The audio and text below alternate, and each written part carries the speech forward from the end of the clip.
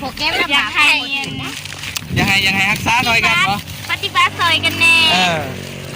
เป็นไปได้ยังไงเฮ็ดได้เอาเป็นไปได้ไม่อยากให้อันนี้ไม่อยากให้กินเนื้อใส่พอมันลำบากไปลำบากสุ่มหลักที่ซึ่งผากเครื่องพวกกันมักถิ่มขี้เงี้ยตามแก้มท่าพวกขี้เงี้ยมักถิ่มตามแก้มท่าผากได้แหละอยากบอกก็จะว่าได้อย่าถิ่มร้ายขี้เงี้ยน่ะย้อนเป็นยังไม่ให้ถิ่มนั่นโยนการเก็บอะไรมันเดือดร้อนไว้มันเดือดร้อนไว้แม่นแล้วผากเครื่องผู้ถิ่มเนี่ยมาบอกก็จะเนี่ยไว้ถิ่มร้ายอย่าถิ่มร้ายมันเป็นพิษต่อโลกได้ขนาดเอาไว้มันเป็นยังอยากผากเครื่องเขากล้องรถพิษต่อโลกรถหลอกเป็นสังคมเป็นของสังคมมันเป็นหน้าที่ของไผ่นี่จะรู้แล้วนี่เบิ่งให้นี่ต้องมา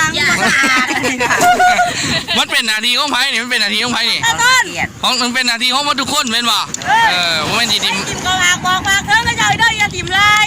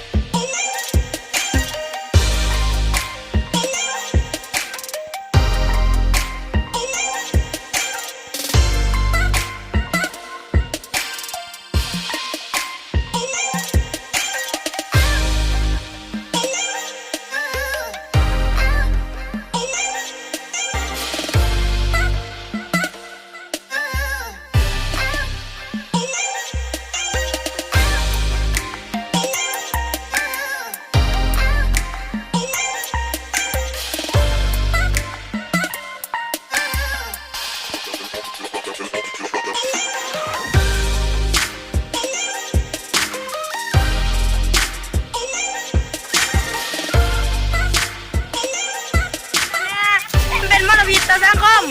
ปลอดสารพิษให้ผู้ได้กินไก่เส้นเก็บแน่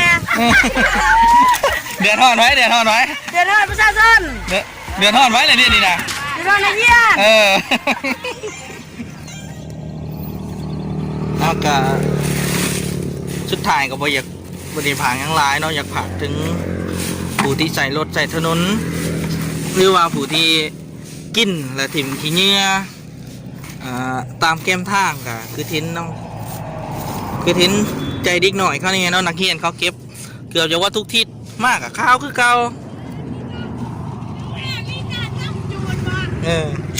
ข้าวคือเก่าเปื่อนคือเก่าเนาะจนร้ายกับคนขี่ตามทางมาโดยเขตบรรหวยบรรศอกเนาะหรือว่าตามทางเส้นทางใดก็อย่างพยายามรักษาความสะอาดซอยกันเลยเด้อเพราะว่าหลายคนหรือว่าทั้งแขกทั้งบ้านอื่นหรือว่าแขกต่างประเทศเป็นหินมามันก็บ่งามมาแล้วแต่สิ่งสำคัญมันก็เป็นมลพิษเนาะต่อสังคมเฮาแหละต่อบรรยากาศอากาศในบ้านเฮาตามปกติแล้วเนี่ยไปทางไหนจะเป็นต้นไม้สีเขียวตรงหน้าที่มีบรรยากาศดีๆแต่นี่แบบนั่นก็น่าหนีแล้วนี่มาเบิ่งแบบมีแต่อีหยังขี้เหงื่อเต็มอยู่เนาะแต่สิ่งสำคัญผู้เดือดร้อนเป็นนักเขียนนี่ก็อยากฝากเนาะฝากถึงผู้ที่ใส่รถใส่ถนนเนาะที่ขี่รถไกลไปไกลมาทั้งบันห่วยบันศอกหรือว่าเขตนครไกรซ้อนเฮานี่ก็หรือว่าตามเส้นทางใดก็ตามเนาะให้รักษาความสะอาดซอยกันเนี่ยเนาะเพราะว่ามันโมเมนต์หน้าที่ของผู้ใดผู้หนึ่งมันเป็นหน้าที่ของวัตถุคนเนาะเป็นหน้าที่ของวัตถุคนไม่ว่าจะเป็นทั้งงานครูอาจารย์นักเรียนแล้วก็ผู้ที่ใส่รถใส่ถนนในเขตนี่เนาะรักษาความสะอาดซอยกันโดยเฉพาะเป็นตุกน้ำทุงยางที่กินแล้วกับหูจักเมียนจักเก็บอะไรเนาะก็คือง่ายๆแหละม้าขี่มันยังถมนอนมันเหี่ยวมันก็ยังเคียถมคือว่าม้าแหละเฮ้าได้สันเฮ้าเป็นคนเนาะเป็นคนมีจิตสำนึกมีสมองกะหูจักรักษาซอยกันเนี่ยโดยเฉพาะเป็นการถิ่มใส่บ้านเพิ่นเมืองโตเนี่ยเนาะเพื่อนเฮ้ากันยังเมียนบ้านหมู่เฮ้าบัดถิ่มใส่เนี่ยมันกับโบเป็นเนาะในรถคือการรถเฮ้าได้เฮ้ายังให้มันอยากให้มันสะอาดเป็นบ่เพื่อยังเพื่อความสะอาดแล้วก็ให้อากาศในเขตบ้านเฮามันบริสุทธิ์เนาะเพราะว่าถ้าเฮาถิ่มขี้เหงื่อหลายมันเฮ็ดให้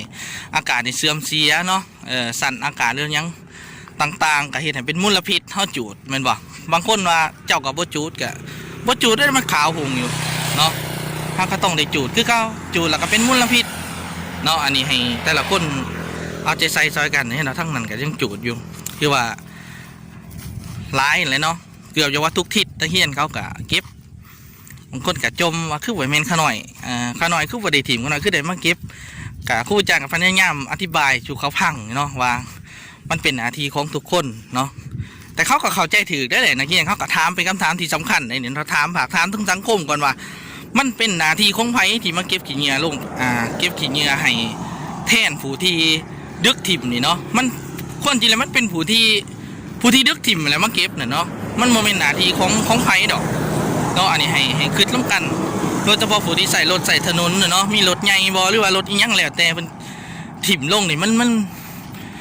นบ่ถือมันสันจ้ะเนาะเฮ็ดเพื่อกันซอยกันนั่นแหละแต่ที่ผู้เกี่ยวว่าไปกับบทหมายก็ว่าเป็นคนที่ดีหรือว่าเฟอร์เฟกต์เพื่อทุกอย่างดอกเนาะกับถ้าเฮาบ่ระดมกันแบบนี้นะเมื่อใดหรือว่ามือใดบ้านเฮาสิสะอาดเนาะคันเฮายังเป็นแบบนี้อยู่คันมีจิตใจอีหยังก็น้อยนึงก็อยากด่ามาว่ามึงอย่าโอเวอร์แล้วอาจารย์ผู้นี้คือมาเว้าให้อย่างซั่นจังซี่คันเฮาบ่เว้ากันตรงๆมันก็บ่มีหยังเกิดขึ้นนั่นแหละกับบ่มีการเกิดคำถามเฮาอยู่กันโดยบ่มีการเกิดคำถามเลยสังคมมันกับบ่มีการพัฒนาเนาะเฮาอยู่เฮาต้องถามอันใดมันถืออันใดมันบ่ถืออันนี้หากถามถึงสังคมเนาะผู้ที่ใช้รถใช้ถนนเนาะว่าเฮาคิดอีหยังอยู่หรือว่ามันเป็นความมักง่ายของคนเฮาเองบ่เนาะให้คิดนำกันตัวนี้เนาะที่ว่าออกไปนี่ผู้เกี่ยวบ่ได้เพอร์เฟคเด้บ่ได้ดีเบิดทุกอย่างแล้วก็บ่ได้หมายความว่าข่อยเว้าถูกเนาะแต่ว่าข่อยอยากซื้อความหมายที่ข่อยเว้าไปนั่นว่า สิ่งที่เฮาเฮ็ดทุกมื้อบ่ทุกคนนี่เนาะว่าสิเป็นทั้งนั้นผู้ใส่รถใส่ถนนว่าพ่อแม่ประชาชนที่อยู่เขตนี้นะว่ามันถูกหรือมันผิดอันนี้เฮาควรเก็บเอาไปคิดเนาะ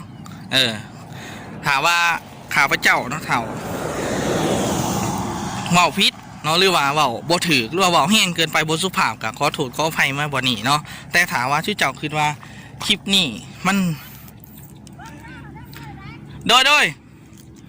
ถามว่าชื่อเจ้าคิดว่าคลิปนี้นะมันเป็นประโยชน์ต่อสังคมนะกะผากไหลผากแซ่เนี่ยเนาะแล้วก็ผากเป็นกำลังใจให้ข้าพเจ้าเนี่ยทั้งสองอาจารย์ทั้งสอง KX พาสวบเนาะ